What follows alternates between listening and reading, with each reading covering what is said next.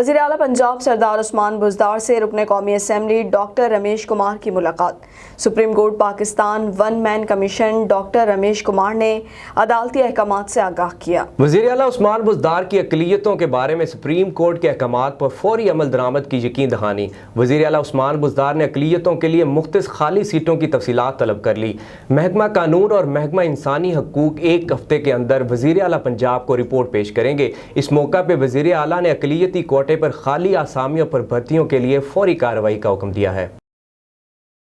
سابقہ وزیر مملکت طلال چودھری کی والدہ کی وفات۔ تعزیت کے لیے صدر پنجاب نون لیگ رانا ثناء اللہ خان نے طلال چودھری کی رہائش گاہ پر ملاقات کی۔